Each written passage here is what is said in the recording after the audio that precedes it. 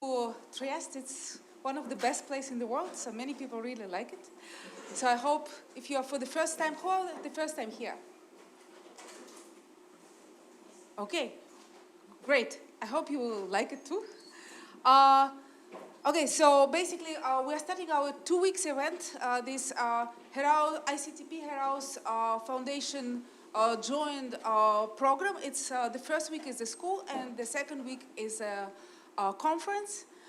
The first week and the second week are going to be tough. So on the first week we'll have 6 lectures, 50 minutes each and 10 minutes for the questions. You have 2 hours break, so have some rest. Go to swim, siesta, physics, whatever you prefer, lunch maybe. So, let me first say that there are quite many organizers of the school. So there are 6 external organizers, Leni Basconi, Roser Valenti, Lucille Savary, Hayanki, Premi, Chandra, and myself, Natasha Perkins. And Misha Kiselov, who is here, he's from ICTP, it's a local organizer. So this week, at the beginning, at least today, it's only 3 of us. So if you have questions, please ask. We got some funding, and maybe some of you got some support. So the funding comes from Heraeus Foundation, then from ICAM, then from Simon Foundation through Fine Institute for Theoretical Physics in Minnesota. I don't know, I hope you will enjoy this event. I don't have much to say. I'm very happy to see you all. Remy, do you want to add something? I think you've said everything. Today we have a welcome party, and next Monday will be another welcome party. So the welcome party starts at 6-ish, but 6 more or less, in Adriatico, so on the terrace. I don't know where it's going to be next week, but we will tell. And lunches you can do also in Adriatico or in cafeteria here, and I hope you figure out it yourself, all the other important things. The most important are the lectures, and with no delay we start. The chair of the first session is Jörg Schmaler, and he will introduce the lectures. Please. Yes, thanks to the organizer for putting this wonderful event together. It's my distinguished pleasure to introduce our first speaker, Subir Sachdev from Harvard.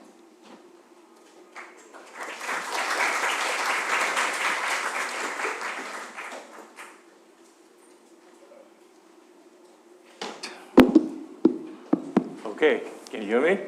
All right, thank you, Jörg. Thank you, Natasha. It's really great to be here and see a lot of people who are here for the first time. Okay, so I'm happy to have questions during my talk. Please interrupt me. So we'll have a total of 1 hour, it seems. And then I'll give another lecture on Wednesday. And I'm going to use slides today mostly, but I will also use the board a little bit. Okay. All right.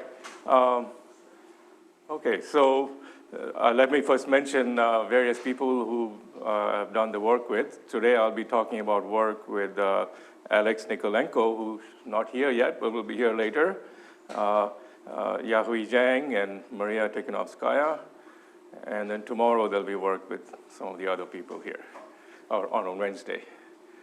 All right, so this is about the high temperature superconductors, an old subject going back to 1986, and a lot of development since then, both theory and experiment.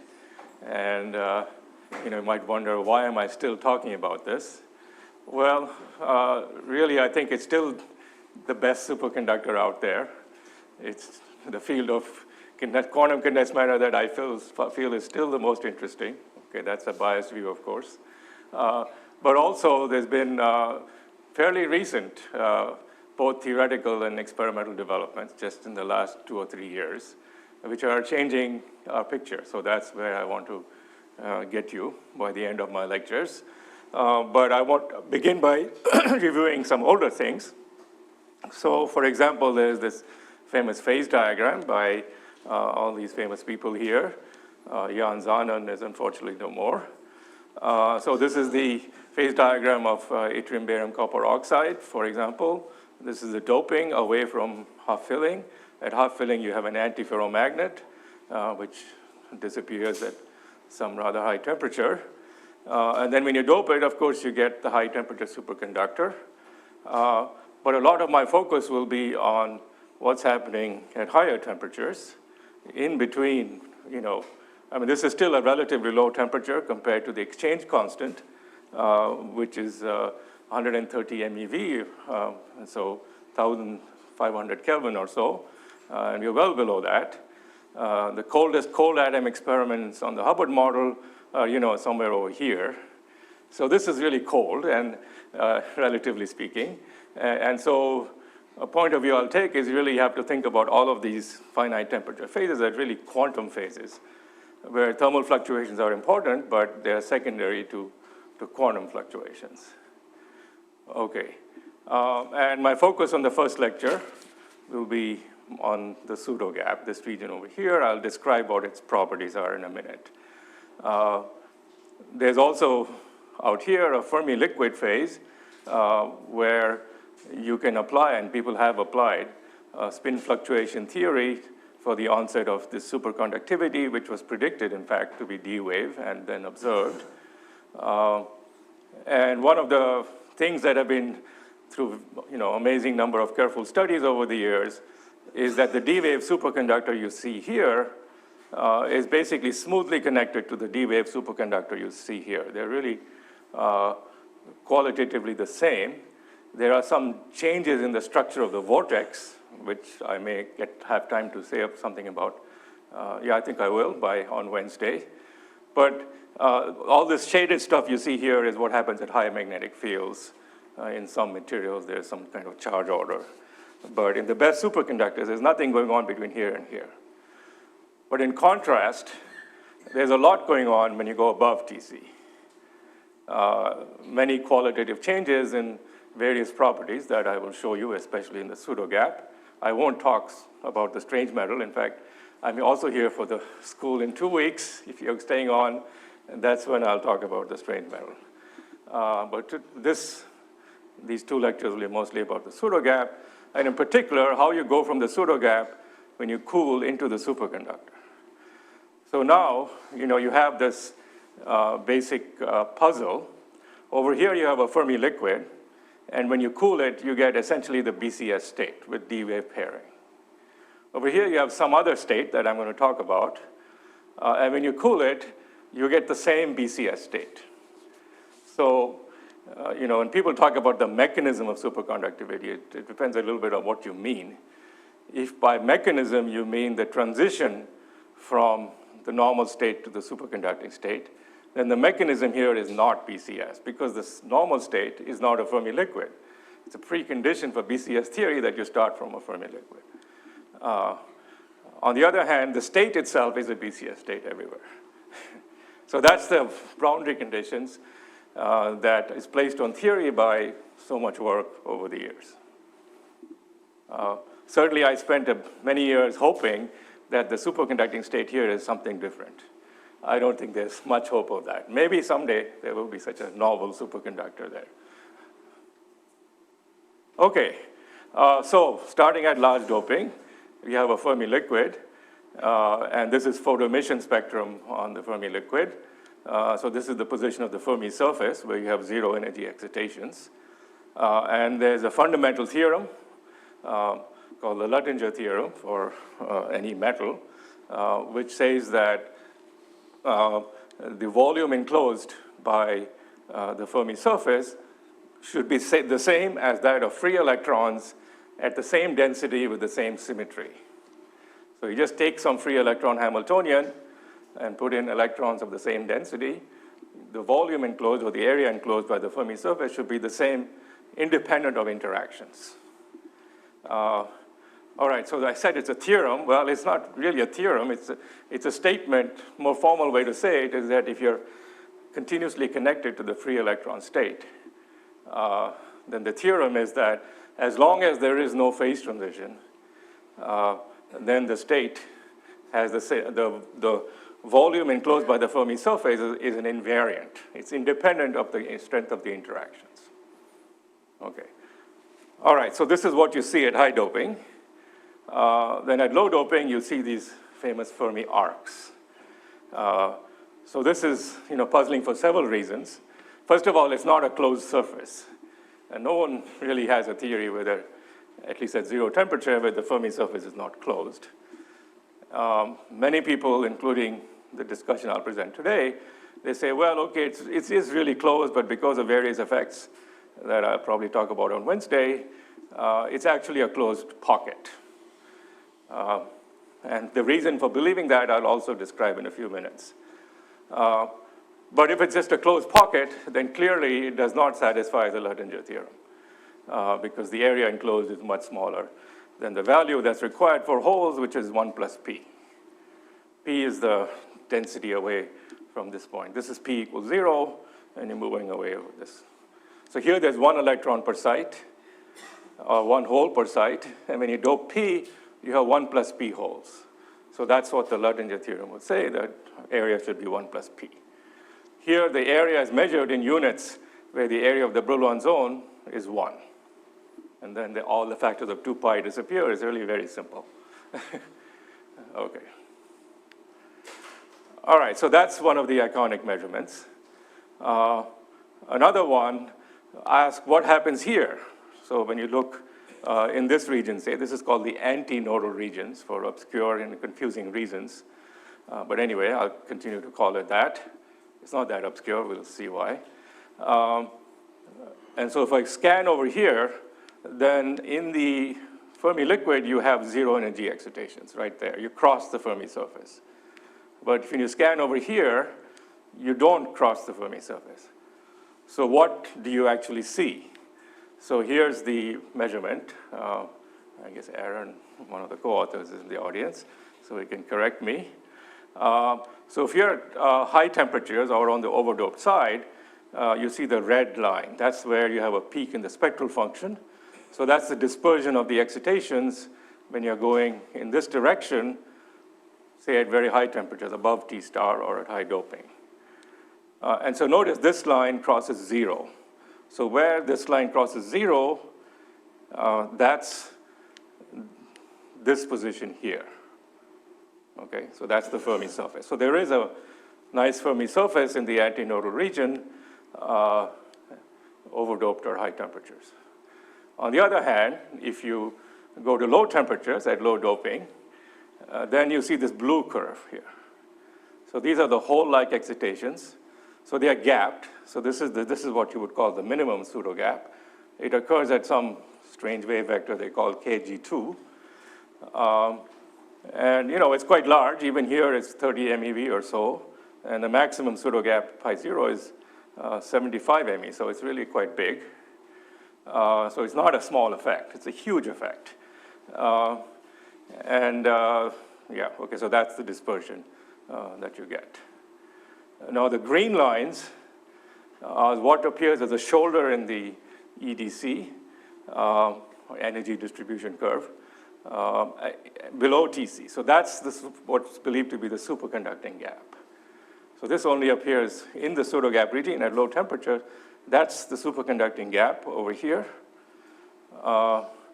And you notice that it's, at least at this wave vector, it's much smaller than the pseudogap, and it's completely distinct. You see the blue line even above TC, with little change as you go below TC, but this only appears at TC. So the pseudogap is not the pairing gap, certainly not at this wave vector.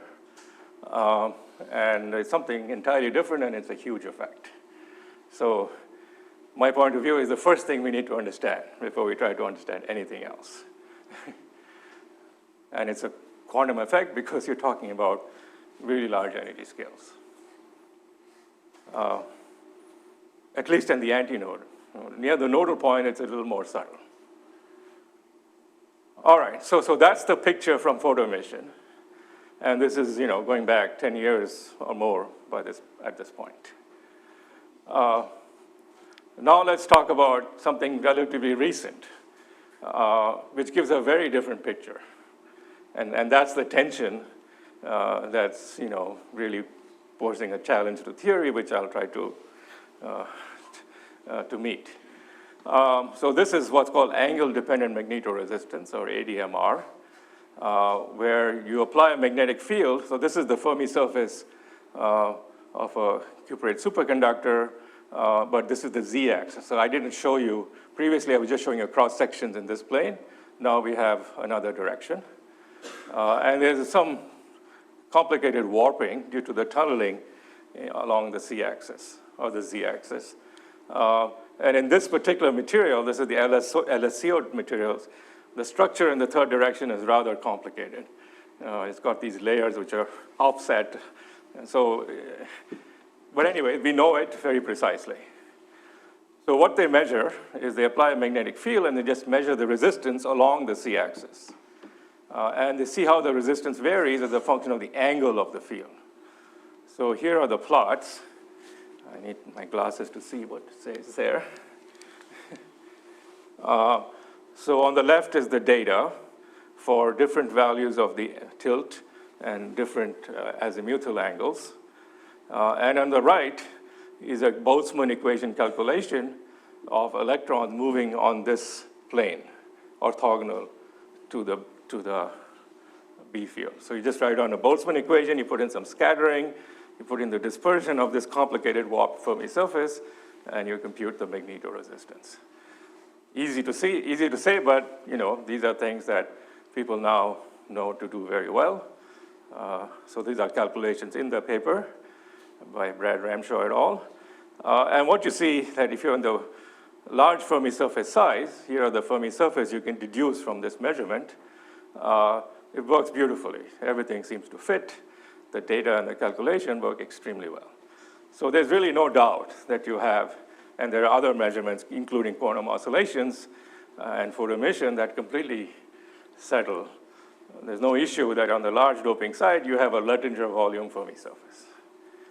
But on the low doping side, you can see things become very complicated. Let's see, so here's the data. Yeah, I think that's the data here. And that's the calculation up here from the large Fermi surface. It doesn't fit at all.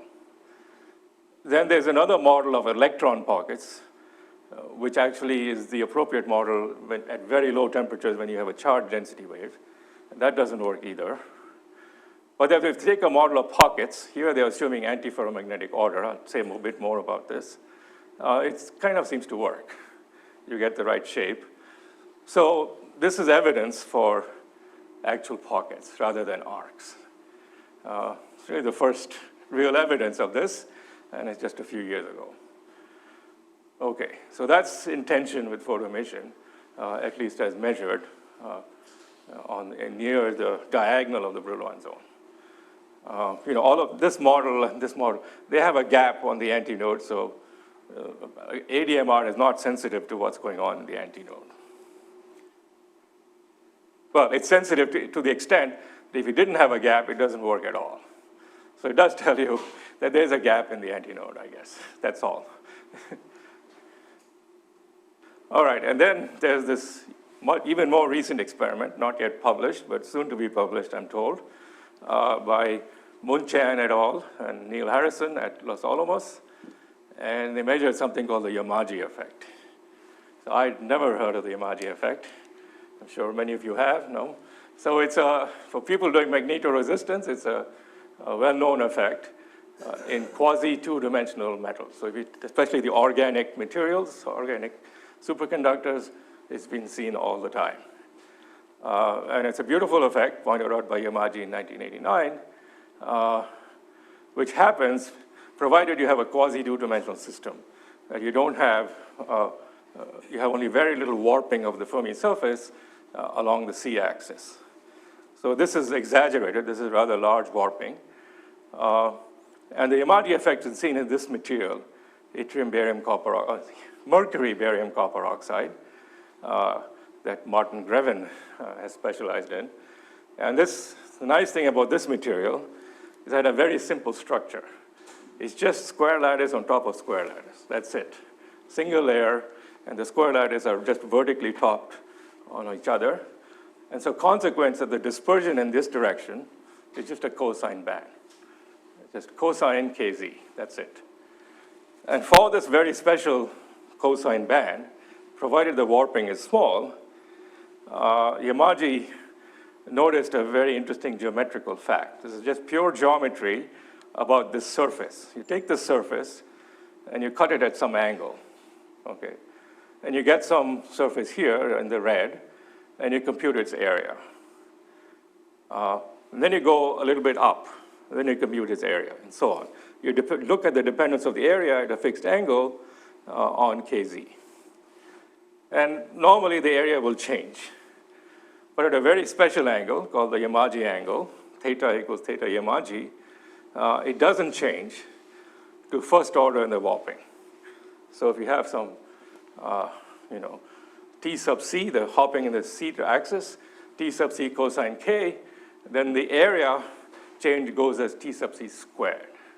That happens only at one angle. That's called the Yamaji angle. And furthermore, once you know the Yamaji angle, and you know C, the spacing, you can read off the area of the Fermi surface in the absence of the warp, just in the two-dimensional plane. So just one measurement. This is not really a quantum oscillation as such. It's more forgiving. It comes from simply for the fact when the area is the same, it effectively means that in the z-axis, you have a flat band. So you get a flat band at a very special angle. There's no dispersion along the z direction. And so there's no tunneling, it means, in the z direction. And so the magnetoresistance has a maximum. You just have to look for a maximum in the magnetoresistance, and that will give you the Yamaji angle. And then knowing the value of C, you can then know the Fermi surface. So this is the data by Moon Chan et al. And here's very clearly the Yamaji angle. And from knowing the value of theta Yamaji, they can read off. They assume an elliptical Fermi surface. So this is the calculation, I guess. No, that's the data. This is the calculation. Which way is it? Yeah, this is the calculation. This is the data. You can see it as a function of different phi. Matches very well. And so they read off the area of this pocket. So this is pretty striking evidence that there's actually a pocket. People are still arguing about this data, whether there's a pocket or not. I believe it's pretty good data. But this seems much stronger. And furthermore, it gives you a number. And the number is independent of any kind of modeling or something. It's a geometric thing. And so they get a number that the area of the Fermi surface of each pocket is 1.3% of the Brillouin zone. This doping is 0.1. Okay, so can we understand that number? All right. Okay, then finally, I mentioned very briefly, there is something different about the underdoped superconductor than in the overdoped. So if you take the Bogoliubov design equations for a D-wave superconductor, which would be very natural if you were doing some spin fluctuation mediate superconductivity theory here, you were talking about this transition, you just take the Bogoliubov design equations with some attraction in the D-wave channel, apply a magnetic field, and solve them. Well, when you solve that with the presence of a vortex, when you had an S-wave superconductor, you get these vortex core states called the de Gennes matricon states. And if you have P plus IP superconductor, you get the Majorana zero modes and so on. If you do it for a D-wave superconductor, which was done by Wang and McDonald, because a D-wave superconductor has these gapless nodal points, you get a big peak in the density of states. It's a whole continuum. There's no bound states, because things can always go off to infinity along the nodal directions. There's zero energy states everywhere, or low energy states everywhere along certain directions. You get a Wang-McDonald peak. And if you do the experiment, it's only like 3 or 4 years ago that the group in Geneva finally saw it. So it was a challenging experiment, and they saw finally on the overdoped side the Wang-McDonald peak. But if you do it in the underdoped side, it was done by Jenny Hoffman and Seamus Davis in this classic experiment, you don't see the Wang-McDonald peak at all. You see a gap with some small peaks inside the vortex core. And if you look at the spatial dependence of the peaks, you see these period 4 modulations. And there have been some further developments of this. Sometimes you see period 8, and there's all kinds of interpretations, which I don't think are fully settled. But it's clear that the vortex core is really different in the pseudogap regime than in the overdope regime. You know, the naive idea is that in the vortex core, you're revealing the normal state. So this is telling you, yes, it's an ordinary superconductor, but the normal state is not, which is the pseudogap. All right, so that's my survey of, my selective survey of of the type of the data I'm aimed to explain. Any questions? Yeah. The Yamaji angle. Yes. You showed the picture variation in field. No, that's not field, that's angle. No, 72 Tesla minus 50 Tesla. Yeah, okay. But this is the resistance. The resistance between the two really high field. Yeah. You need to be at high field to Yes. observe them. Yes, yes. Yeah, so of course, you know, omega c tau should be about a 1 at least. For quantum oscillations, omega c tau should be much bigger than 1. You know, what we would love to see is quantum oscillations. No one's ever seen quantum oscillations at this temperature. So the point is, you know, this is done here, above TC, at 100 Kelvin. Okay? This is no one's ever seen in the underdope region at these temperatures quantum oscillations. And this is not for want of trying. Everyone's been trying for 30 years to look for that. That would be completely incontrovertible. The Yamaji effect, you know, it's a poor man's quantum oscillations. It happens under certain conditions. It's not really a quantum oscillation because it doesn't involve interference. Quantum oscillations has to do with making a whole orbit and interfering with yourself. And that gives you the oscillations, and quantization gives you Landau levels. There's no Landau levels here. It's simply a question of being a flat band in the third direction, so the resistance goes up. That's all. Yeah? Next slide shows the picture. Yeah. Is it understandable why from one angle there is a plateau, while with the other angle there is this whole deep? Well, you see the maximum most clearly when you do the subtraction, so that has to do with some background, I guess.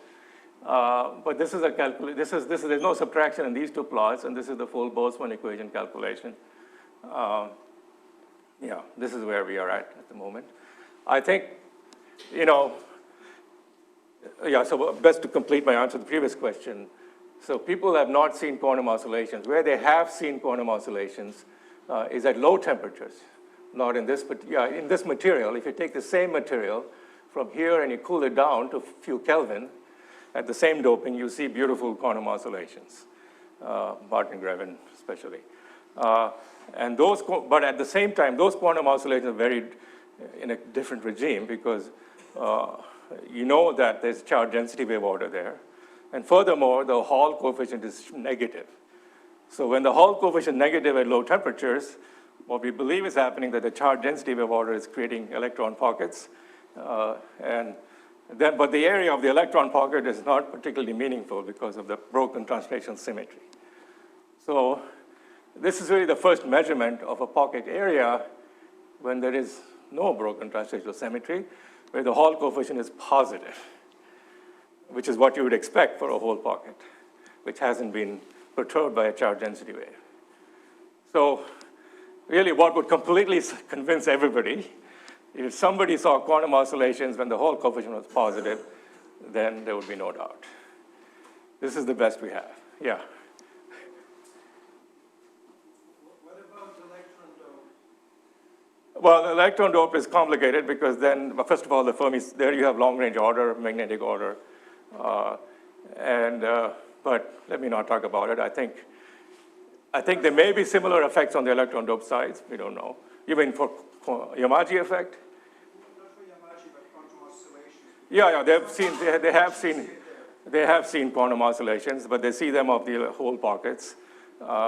Yeah, but that's probably in a regime where there's a magnetic order. So there's long-range magnetic order. So, I mean, at high doping, you still see it for a while, but that may have to do with magnetic breakdown and so on. Okay, I'm going to focus on the whole dope where the pseudo gap is really clear and the magnetic order is not so strong. Yeah.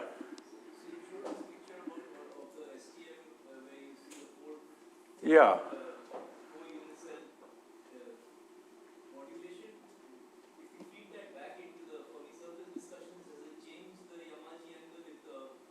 No. This is above TC. The Yamaji is above TC.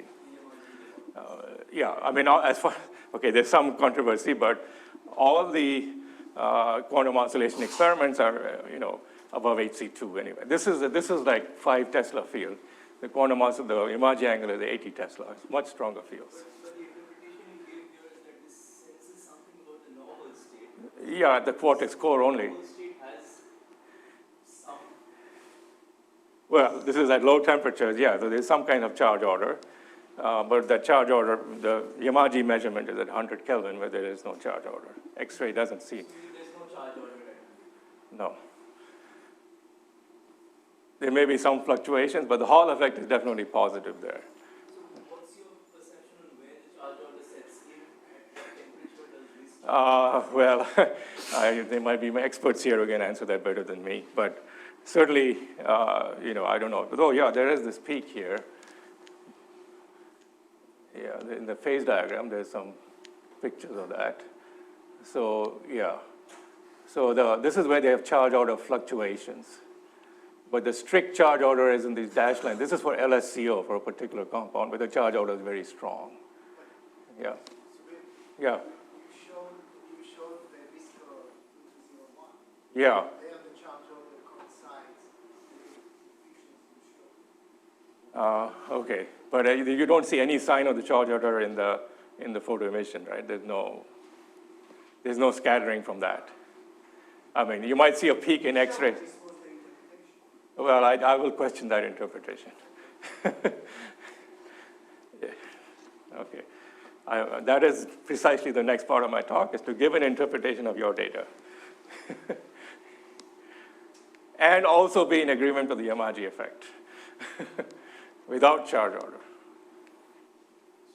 Yes? You referred to your Yamaji data Yes. there. It's sort of going back to what Andre was saying. If you look at the red data on the left-hand side, where you have theta and Yamaji, there's no peak. On the other hand, there is a peak at about 85. Well, that's for these are for different azimuthal angles, I think. Yeah, so the strength of the peak varies on exactly where you put, because if the Fermi surface was circular, it would be the same, but it's not circular. So from the variation, the strength of the peak, they can even read off something about the shape of the Fermi surface. Your simple instructions to us were look for a maximum in magnetoresistance. The maximum in the red is at 85. You're ignoring it. Sorry, where? Which maximum? This? No. This one? Yes, there's a maximum at 85. Yeah, well, You're ignoring it, and yet you're putting an arrow where there is no maximum. okay, this is not my plot. This is from the paper. I didn't. Okay, fine, all right. So the point is that here's an actual calculation, the full Boltzmann equation. There's also some kind of maximum there. So these wiggles is what caught their attention. That's the trivial maximum at 90 degrees. Yeah, okay, Is maybe. that the trivial at 90? Yeah, apparently it is. Thank you. You saved me. All right. We have been redoing these calculations, and there should be a paper on it fairly soon for a more sophisticated model of the Fermi surface. Okay, so let me quickly review some other theories, and by people in the audience, so just bear with me. You can, of course, contradict me if you want. So one very popular set of theories is the so-called phase fluctuation theory, where you imagine that what's happening as you heat up is just a fluctuating superconductor. And this does have a very nice feature. If you take some theory of some phase fluctuation described by an XY model. And for each configuration of the XY model, you diagonalize the fermion spectrum, and then you get some spectral function. You get the Fermi arcs very nicely. So that's, something strongly suggested by the data. But there are problems. One problem is that if you keep going to very high temperatures in this model, then the XY order completely disappears. And up here, you should reproduce the full Fermi surface, because there's no superconductivity. If the gap is only due to pairing, then the full Fermi surface should appear when there's no pairing. And it does not. You can go 300 Kelvin, there is no gap. There is still a gap, pseudogap in the spectrum.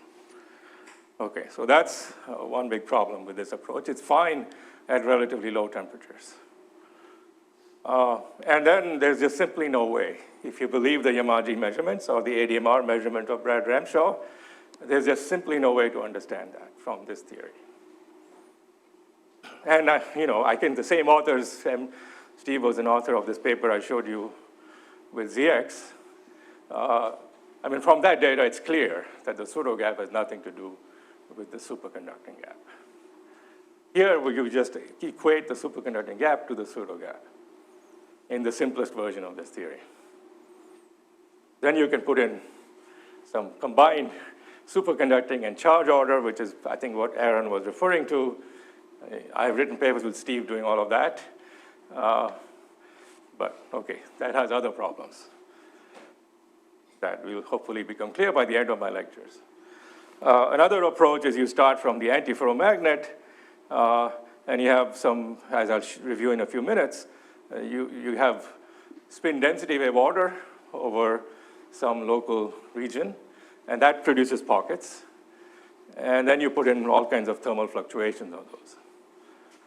So I think this has been very successful on the electron dope side, but less so on the hole dope side. And from the various, so it can yield the hole pockets, that's fine.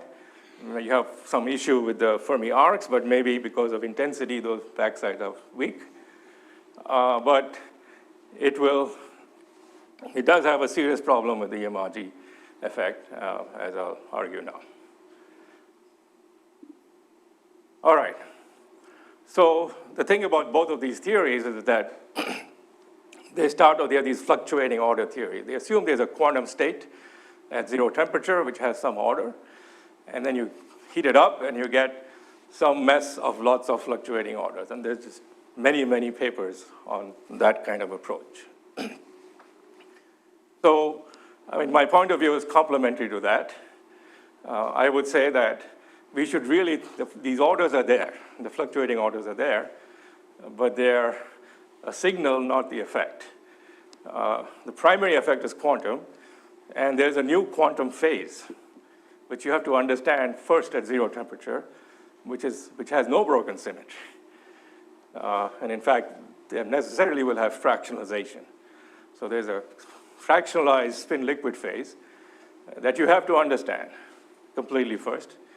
It may be unstable when you cool, in the real world, but it's at the heart of what's going on. And then when you cool it, it produces all these orders that you're seeing. So that's the point of view I'm going to take. All right, and it's based upon this idea of this phase, this potential 0 temperature stable phase, we call FL star. It was a phase Senthil and Voita and I predicted way back when. And there are some indications in measurements of Paul Canfield and also by James Analytis in the heavy fermion compounds of such a phase. And I'm going to argue it is also the key to understanding what's going on in the cuprates. So that's what I'll cover in the rest of my talk. All right, so, whoops, okay, great. So I've already mentioned the Luttinger theorem. There's an improvement on it by Oshikawa, which is really very important, because he gave a non-perturbative proof of it with some additional assumptions. So he computed what I can now call the Oshikawa anomaly. It's basically the density. It's for any quantum system with translational symmetry and a global U1 symmetry of charge conservation. And for any such symmetry, there is an anomaly associated with combination of translation and twisting of the phase, which is just the density. And so this is an exact anomaly that you can compute. Then you say, okay, now let's go to low temperature where I have some complicated many-body state, which I know only approximately. Can I compute the anomaly for that state? And if so, that anomaly should match the anomaly, the Oshikawa number. So if you assume that your low energy state it has a Fermi surface and nothing else, you can compute quite easily, that's what Oshikawa computed, the anomaly of a Fermi surface, and it matches the exact microscopic value, provided the area is the same as free electrons, and therefore you have a proof. But it shows very clearly what the assumption is. The assumption is that the only low energy structure is a Fermi surface. Yeah? Yeah, this is school. Yes? What can calculate Oshikawa's theorem without even knowing the word anomaly? It's true, but So could you just explain what anomaly in this context? I could, but it would take. You don't seem to need to use calculation. It's complicated. It would take the rest of my lecture. So, I can certainly give you some notes or something on that. well, I've gone through it myself. I know it, and I know how to do it without the word anomaly. So my question to you is, can this Okay, if you don't like the word anomaly, I'm happy to drop it. rather than a field theory now? Okay, so the reason I'm using the word anomaly, I never used it for the long time. I've only started using it the past year, is because it connects to lots of modern developments in phases of, theory of quantum phases. And it also connects to certain features of spin liquid. The spin liquid then, that is the next point here, also has an anomaly with the same flux penetration argument. I'm going to give a hand-waving proof of all of this in a minute. Hopefully that'll satisfy you. If you're not, I can come back to your... I know. Yeah, but I have given many talks where I've gone through it. It's not, let me give a much simpler approach for it. But the word anomaly is relatively new. I think it's the best way to think about it today, to connect to lots of modern developments. Yeah. Let me just follow up. The old-fashioned meaning of the anomaly is a classical symmetry which is broken by quantum effects. Could you explain? No, it's not. No, it's not that. Closely related to that is what's called a 't Hooft anomaly. So the 't Hooft anomaly says that you have some global symmetry. In this case, the global symmetry is translation and U1. So it's what's called a mix anomaly because it involves two symmetries. And then what you want to do is you want to gauge, you have a theory with a global symmetry, and you want to take that symmetry and write down a gauge field coupling to it. So that's called gauging a global symmetry. In this case, what does it mean by translation, gauging translation? Well, gauging translation simply corresponds to putting the system on a torus and inserting flux. So you look at the response to putting the system on a torus and you insert one flux quantum through the whole of the torus. Now you know when you insert one flux quantum through the whole of a torus, the system should go back to itself. All energy levels should go back to itself. But there is a non-trivial flow between the energy levels where you have the same energy levels as for a free particle on a ring, and you've all worked this out. You have some set of energy levels here, and you have another set here, but they kind of move this way or something when you come back, when you are before and after inserting the flux. So that movement of the energy levels is the anomaly. That's the 't Hooft anomaly. So you just have to look at that. You can look at for any system. In many cases, from the microscopic physics, you know exactly what the value should be. But then from the low energy physics, which would be very complicated, it takes a little bit of work to work it out. So I think that's all I want to say. Okay. Thank you. Good question. I know, fair enough. In my recent book on quantum phase matter, there's whole chapters on it.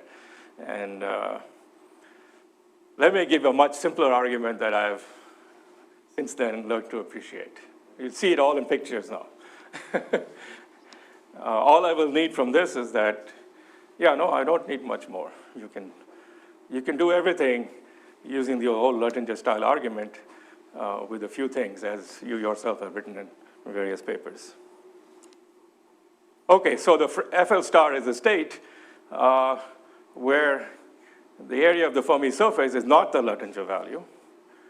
And this is only compatible with the Oshikawa anomaly if there's also a spin liquid which makes up the difference. And this is all very fancy word. Thank you, Piers, for stopping me. It's simply saying that whatever spin liquid you have should have the projective symmetry group of exactly the missing electrons. So the most simplest case, which I will discuss, you take electrons, or everything in terms of holes, I'll just call them electrons. You take electrons of density 1 plus p, and then what happens is the density 1 goes into the spin liquid, and the density p gives you the pockets. So this means the spin liquid you take must be associated with 1 electron per site. Now, the most famous spin liquid that you all know is the Kitaev-Torek code. That doesn't satisfy this requirement. It's got 2 qubits per site. So that's not allowed. Even the honeycomb model, well, that's a honeycomb lattice, but again, it has 2 qubits per site, although it is fractionalized.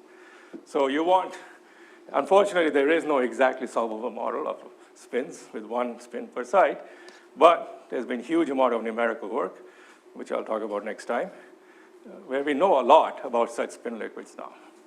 But we can't lean on the Kitaev type solutions, because they have too many electrons per unit cell.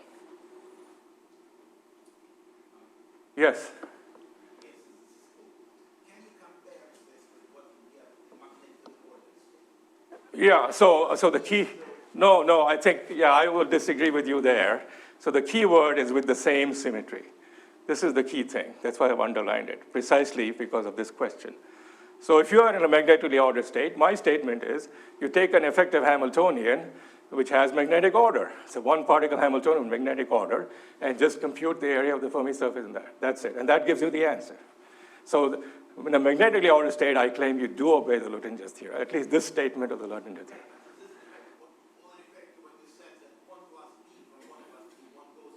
No, but once you have magnetic order, the Luttinger value is P.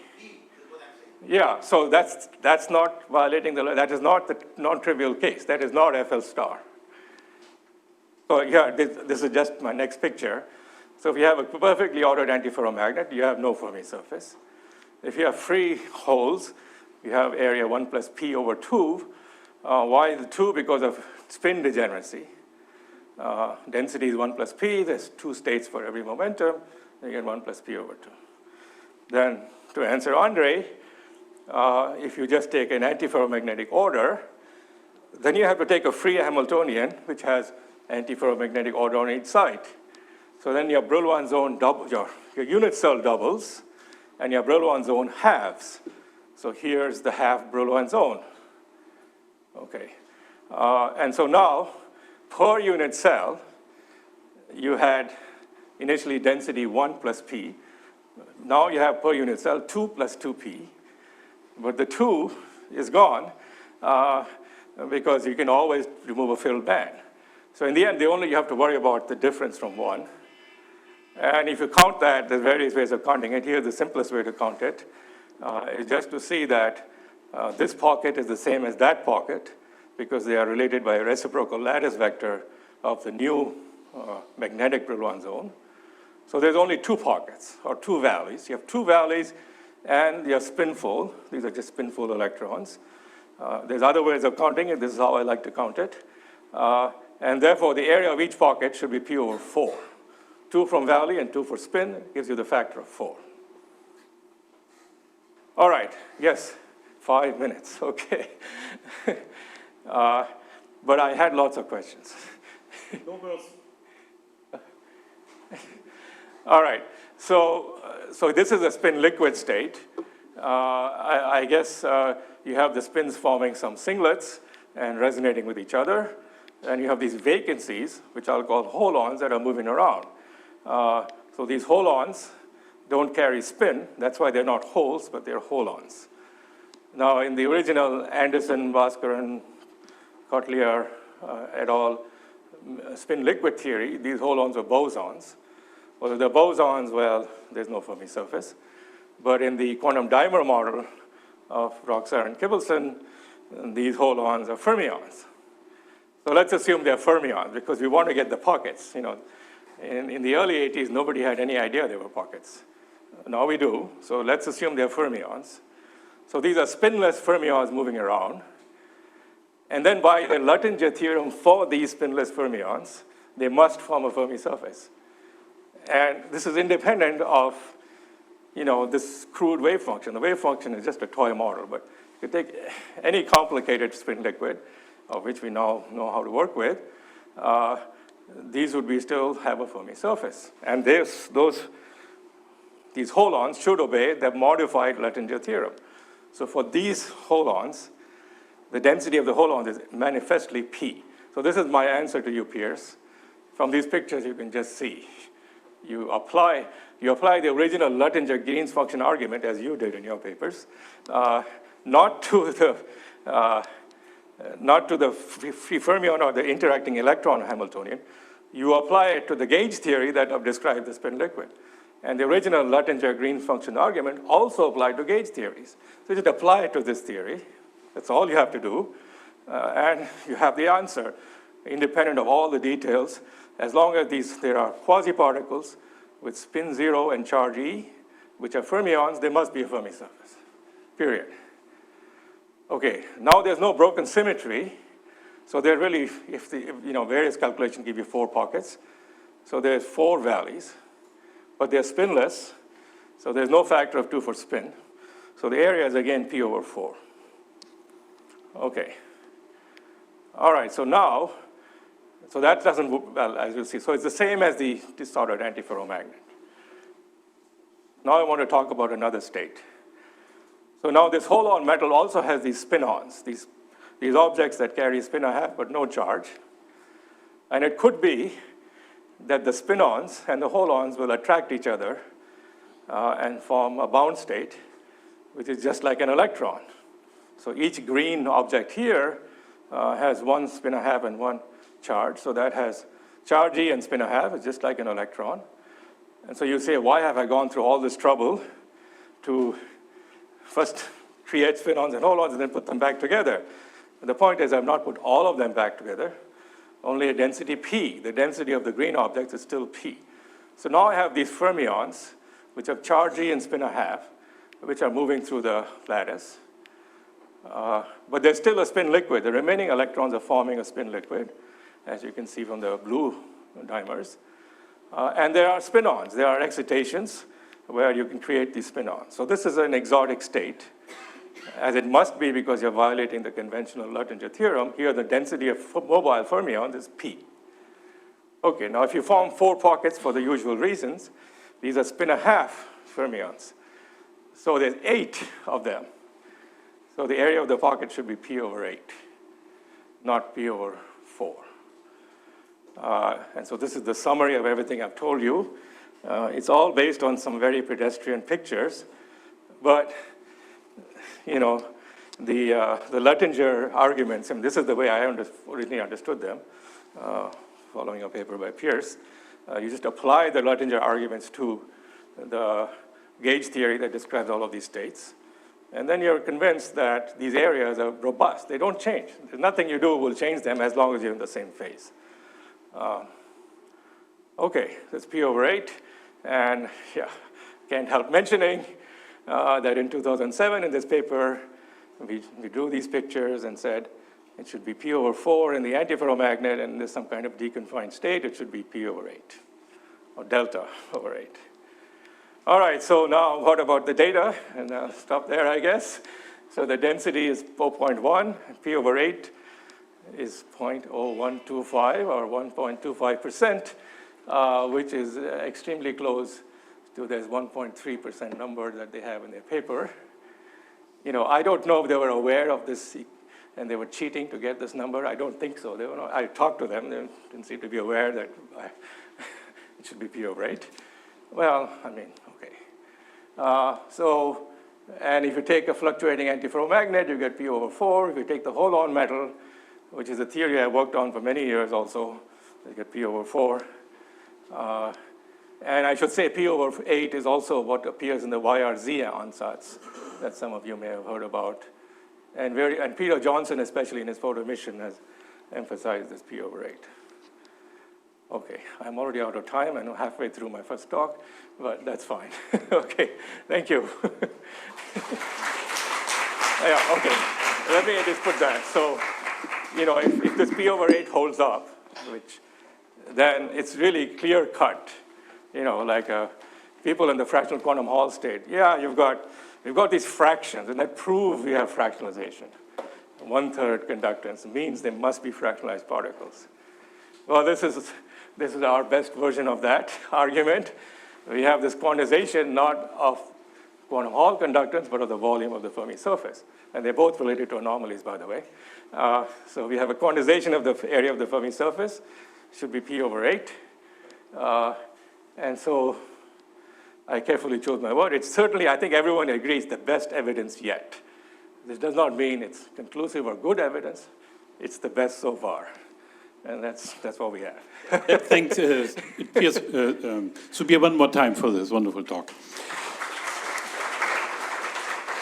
Questions?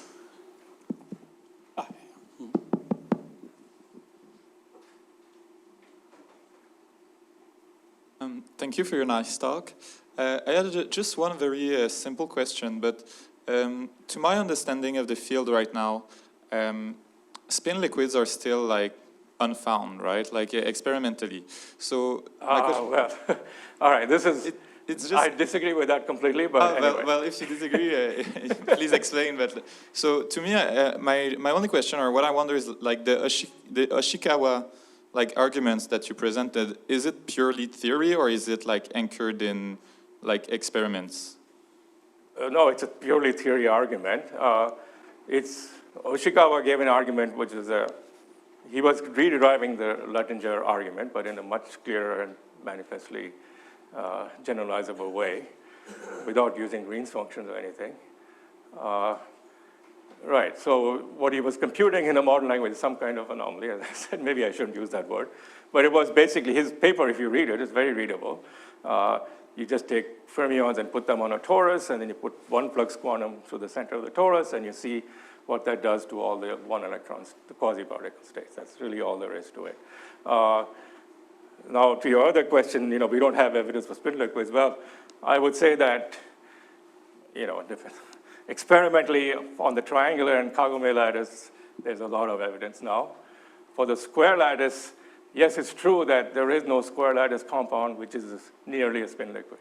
But on the other hand, there's been 30 plus years of very careful numerical work, including I think, a recent breakthrough by Yin-Chen He on the fuzzy sphere.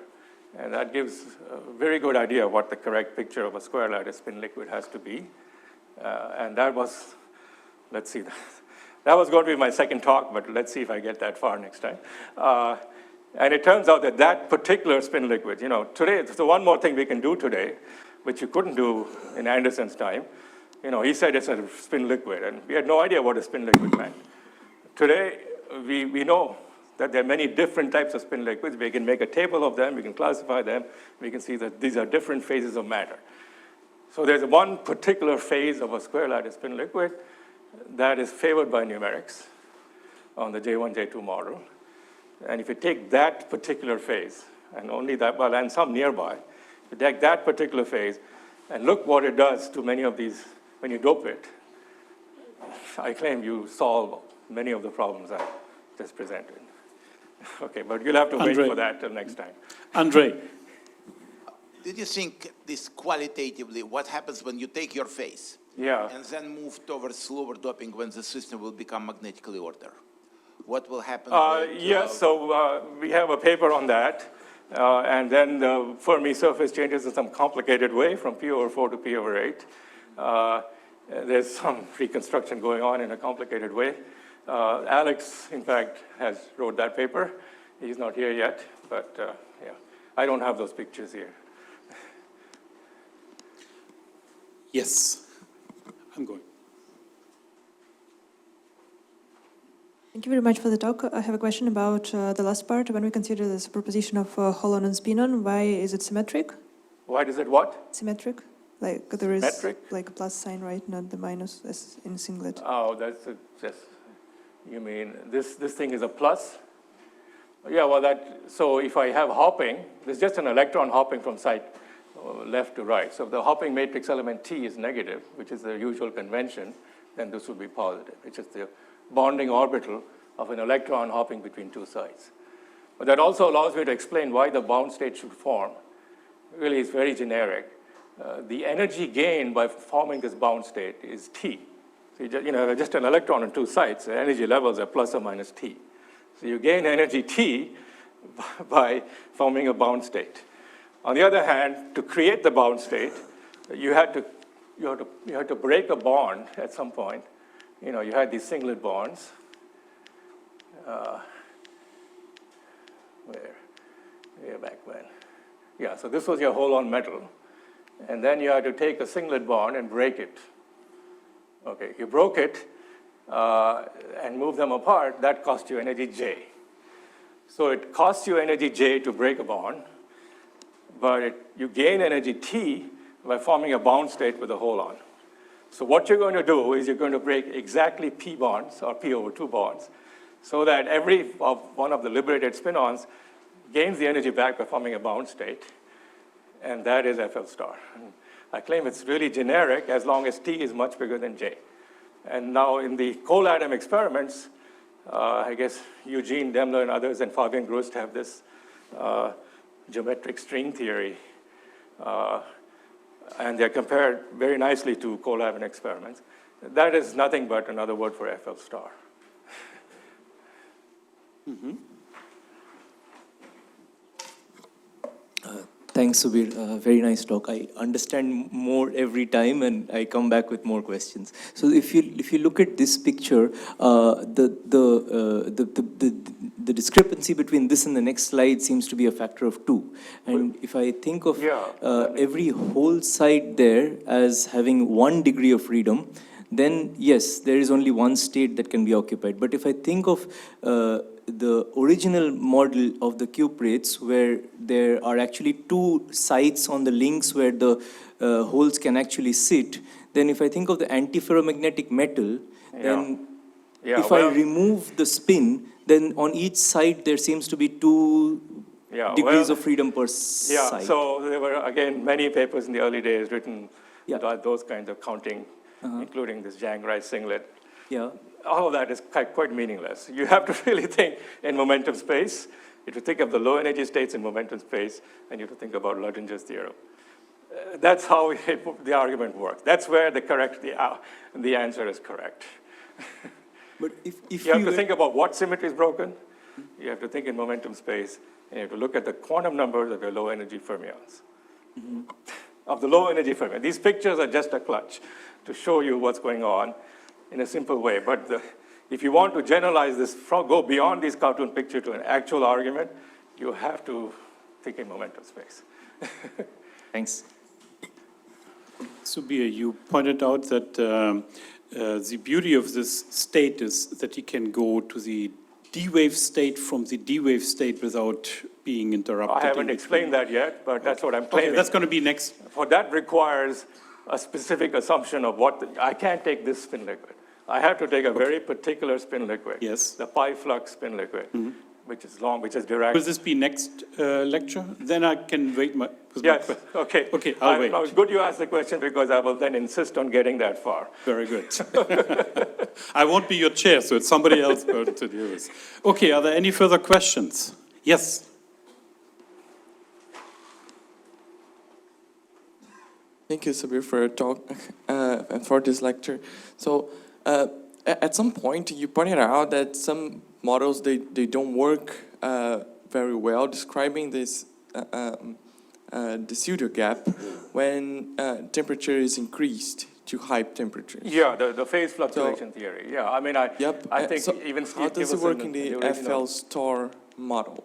Sorry?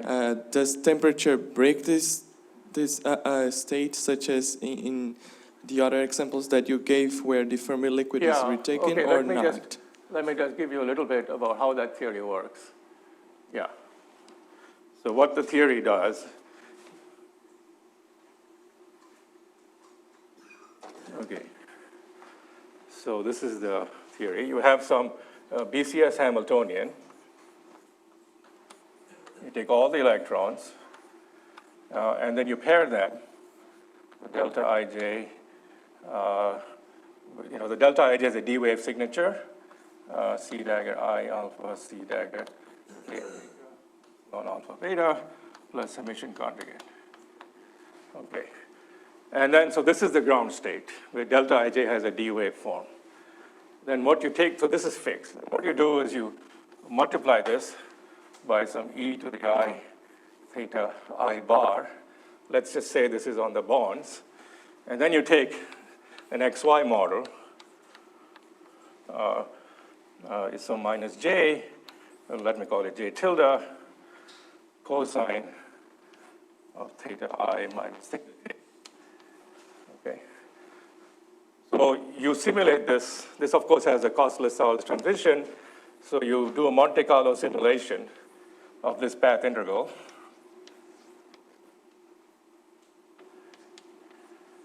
This is where temperature comes in. So you take this, you do a Monte Carlo simulation. You just sample this ensemble. So you get some, in this ensemble, you get some sets of theta. You get a theta, for each theta you get in the Monte Carlo, you put it in here, you diagonalize this, and compute the spectrum. That's the phase fluctuation theory.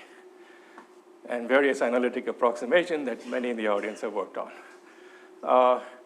Right, so now, if I go to very high temperature, what I expect is this value, this mean field delta, this goes to 0, basically. When you're well above TC, there's no local pairing, that goes to 0. And therefore, your Fermi surface is just given by this, which would be the large Fermi surface. And that's not what you see.